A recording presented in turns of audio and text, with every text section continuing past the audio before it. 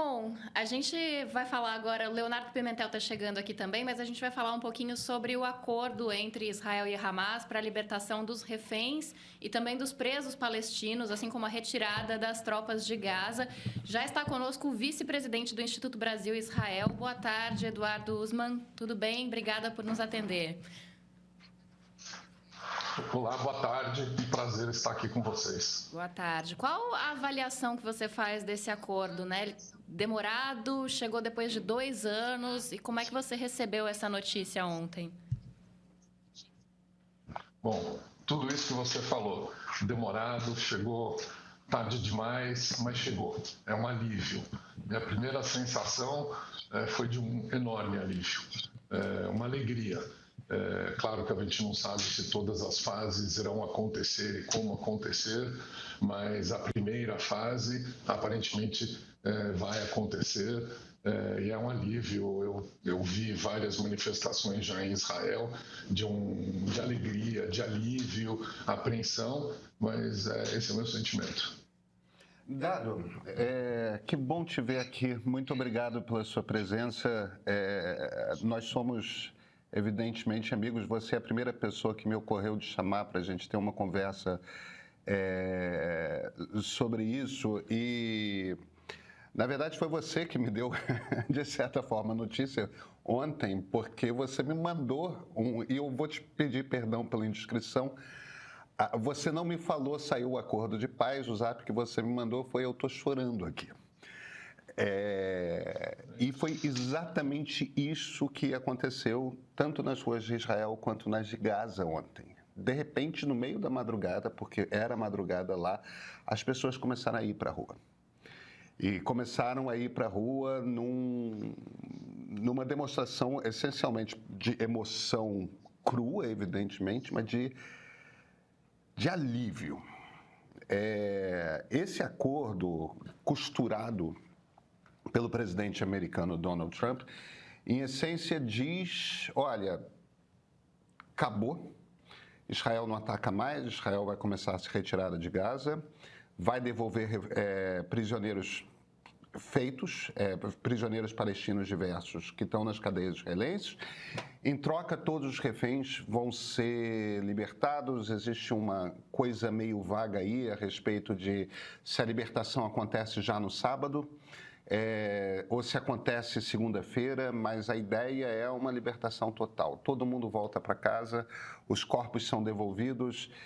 Você me mandou mais cedo uma leitura, uma análise do Amit Segal, que é talvez o mais brilhante dos comentaristas de direita da imprensa israelense. E uma das observações que o Segal faz é que parece que tem 6 ou 7 corpos de reféns que o Hamas perdeu. Não sabe onde está e talvez esses não sejam devolvidos. Agora, o que não tem nesse acordo é o passo seguinte. O que é a segunda fase? Teremos um governo de Gaza com algum tipo de coparticipação dos Emirados, Arábia Saudita, Catar, com Tony Blair no comando? O que você está ouvindo lá de Israel? O que está sendo conversado sobre o depois? Israel não pode comandar Gaza, né? Isso é claro, acho que para todo mundo. Tem que ser algum tipo de governança que leve esse poder aos palestinos o mais rápido possível. Isso. Acho que você resumiu bastante bem. Ninguém sabe todos os detalhes das próximas fases. E eu acho que esse é o segredo deste acordo. Que se fosse negociar tudo antes, muito provavelmente o acordo não teria saído. Então, por pressão dos Estados Unidos e dos outros, falou-se, olha, vamos fazer a primeira fase, e existe um fiador para as fases subsequentes, que chama-se Donald Trump, e outros países, Turquia, Egito, Emirados, e Israel, inclusive, e vamos ver o que vai acontecer nas próximas fases.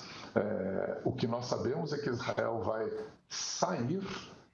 retroceder para uma linha, uma daquelas linhas que apareceu naqueles mapas oferecidos pelo Trump e Netanyahu, e depois irá sair Adicionalmente, não está claro se haverá uma buffer zone total ou não. Hoje eu já vi um comentário do Egito falando que um certo corredor não quer que Israel esteja presente, mas a verdade é que nós não sabemos.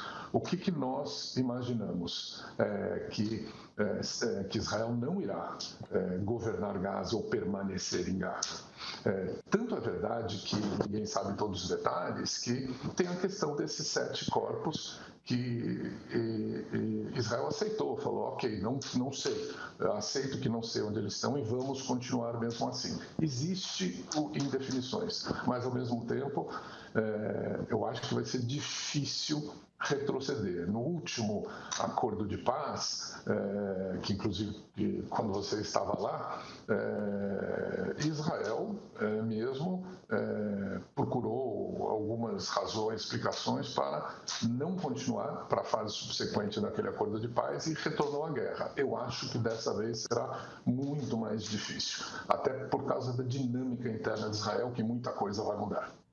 Agora, Dado, vem cá. Agora eu quero te fazer uma pergunta sobre 2 pessoas em particular, e você já deve estar imaginando que 2 pessoas são essas. O ministro da Segurança, Itamar Ben-Gvir, e o ministro das Finanças, Bezalel Smotrich. Bezalel Smotrich. Esses caras são a extrema direita de Israel. Eles são as pessoas que, embora representem dentro do Knesset uma base irrisória, como o governo Netanyahu depende de uma maioria de 4 deputados, são esses caras que impuseram essencialmente ao... Não estou dizendo que Netanyahu seja inocente, porque ele topou o jogo deles, mas essa guerra se estendeu por baixo, sendo modesto, pelo menos 1 ano mais do que devia, por causa desses 2 caras. Eles vão topar? A reunião está rolando, né? Eles vão topar? O que... Eu sei que ficou muito difícil, depois de todo mundo fazer festa e o Trump anunciar, fica muito difícil o gabinete Netanyahu recusar. Mas Netanyahu depende dos votos dos poucos parlamentares representados por Smotrich e Ben-Gvir. Como é que fica essa dinâmica com esses 2 caras? Pergunta bem interessante. Primeiro, no gabinete, eu tenho muita convicção que vai ser aprovado, mesmo sem os votos do Smotrich e do Ben-Gvir. Isso não me preocupa. A questão é se eles decidirem depois abandonar o governo e num voto de desconfiança o governo cair no parlamento. Aí tem uma questão de calendário. A Knesset volta aos trabalhos dia 19 de outubro. Até dia 19 de outubro ela está em recesso por causa dos feriados judaicos. Ou seja, até 19 de outubro nada vai acontecer. Depois de 19 de outubro, eu acho que eles vão fazer um cálculo. Se for por vontade mesmo, do que eles realmente acreditam, eles podem derrubar o governo e aí nós teríamos eleições provavelmente até no primeiro trimestre do ano que vem. De qualquer forma, as eleições têm que acontecer até outubro do ano que vem. Então, eu acho que eles vão fazer um cálculo do que será melhor eleitoralmente para eles mesmos. Eles podem acreditar que permanecer no governo por mais 1 ano e exaurir tudo que o governo pode oferecer para eles seja um caminho, ou eles podem falar o seguinte, não, para mim a base fica melhor eu sair agora e mostrar para eles que eu sou o puro dos puros naquilo que eles acreditam. Eu não sei, duvido que alguém saiba, mas o cheiro no ar em Israel hoje, nos jornais e tudo mais, é que as eleições irão acontecer antes de outubro do ano que vem. Isso acho que pode dar uma indicação do que o Smotrich e o Ben-Gvir irão fazer. Até porque os partidos de oposição em Israel, todos já tinham anunciado que eles dariam suporte para o governo no parlamento caso precisasse, a famosa rede de segurança. Então, o acordo da primeira fase vai acontecer. Existe sim uma possibilidade do Smotrich e o Ben-Gvir derrubarem o governo e aí as eleições seriam antecipadas, que pessoalmente eu acho que seria um outcome muito bom para Israel. E vem cá, e Gaza? O que acontece com Gaza? Gaza foi destruída, né? Gaza tem um grau de destruição muito severo. Serão 600 caminhões de ajuda humanitária que vão entrar. Além disso, o que eu li é que está programado entrar bulldozers e escavadeiras imediatamente para começar a limpar. Eu acredito que quando isso acontecer e jornalistas entrarem em Gaza livremente, o que nós vamos encontrar lá não será bonito. Vai ser um grau de destruição muito severo, que vai repercutir, na minha opinião, mesmo dentro da sociedade israelense. E a dinâmica da reconstrução de Gaza, quem vai participar? Egito vai participar, Emirados Árabes vão participar, a Arábia Saudita vai participar, a Itália já falou que quer participar. Há 2 semanas atrás, na ONU, o primeiro-ministro da Indonésia, o maior país muçulmano do mundo, mostrou um grau de abertura para Israel que nunca imaginamos.